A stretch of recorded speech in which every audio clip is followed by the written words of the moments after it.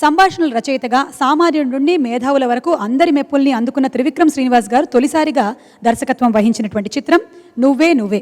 ఈ చిత్రంలో త్రివిక్రమ్ గారి మాటలతో పాటు కోటి గారు, సిరివెన్నెల గారి కాంబినేషన్లో రూపొందినటువంటి అన్ని పాటలు ప్రజాదరణకి నోచుకున్నాయి. ముఖ్యంగా పతాక సన్నివేశంలో చిత్రగారు పాడినటువంటి ఆర్ద్రగీతం ఓ ఆణిముత్యం. ఆ పాటని మన ముందు వినిపించబోతున్నారు సంధ్య గారు. లెట్స్ వెల్కమ్ శ్రీమతి సంధ్య.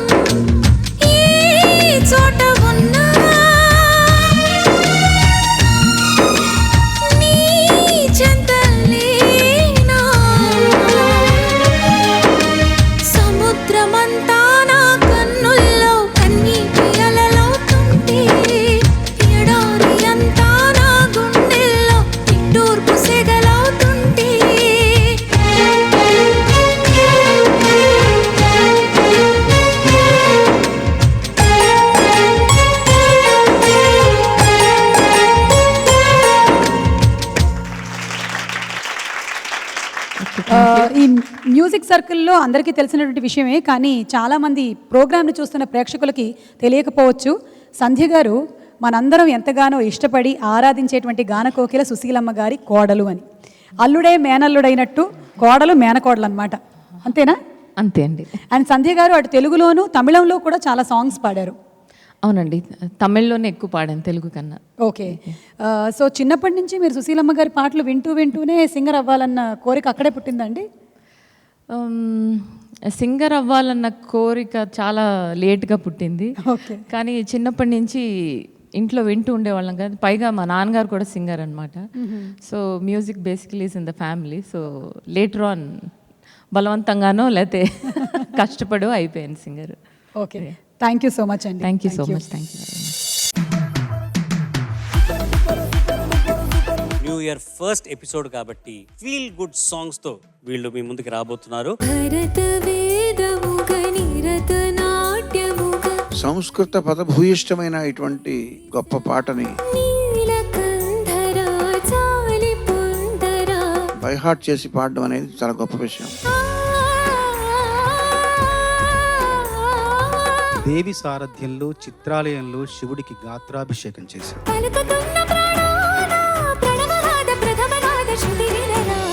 ఈనాళ్ళ మన దూరం తీయనైనా ఓ విరహం చేదులాగా మారిందే అందిరాక నీ గారం. ఇప్పుడు మీరు బాగా పాడపోతే మేము ఫీల్ అవుతాం కదా, కానీ మీరు బాగా పాడుతుంటే మేము ఫీల్ గుడ్ అవుతాం. ఉప్పు నీటి ముప్పుని కూడా గొప్పగా దాటే గట్టోనే నీకంటి నీటికి మాత్రం కొట్టుకుపోతానే.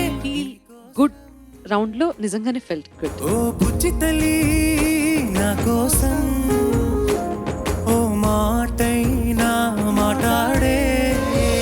నాలో ఊహలకు నాలో ఊసులకు అడుగులు నేర్పావు. అందంగా పాడావు, ఆనందంగా అనిపించింది. పెదవిలో పిడుగులే నవ్వులో. ముఖ్యంగా ఇది మా వదిన గారి పాట. ఎందుకంటారా? బాలమురళి కృష్ణమాకు బాల్యమిత్రుడే, ఆశాభోంసుల అక్షరాల అత్త కూతురే. మనసిలా మరుగుతూ ఆశా భోంస్లే గారి కంటే కూడా బాగా పాడారు. అంతమవ్వాలనే. ఉదయం కాగానే తాజాగా పుడుతూ ఉంటా కాలం ఇప్పుడే నన్ను కనదా. నీ గాత్ర ధర్మానికి ఈ పాట కొద్దిగా ఒక మెట్టు తగ్గించి పాడుంటే బెస్ట్ పెర్ఫార్మెన్స్ వస్తుంది. కదలని ఓసిలనే అయినా త్రుటిలో కరిగే కలనే అయినా ఏం తేడా ఉందట నువ్వెవరంటూ అడిగితే నన్నెవరైనా. అద్భుతంగా పాడావు నాన్న, హృదయంతో పాడావు, తెలుస్తూనే ఉంది. నా ఎదలయను కుశలము అడిగిన గుసగుస కబురుల గుమగుమలెవరివి.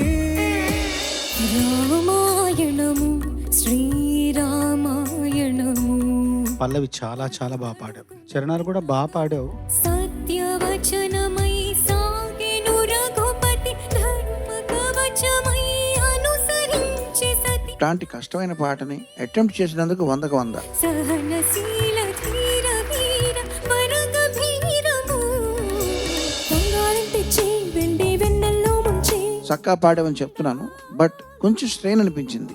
ఏ జన్మలోనూ నే తీర్చలేని రుణమై బంధించావు.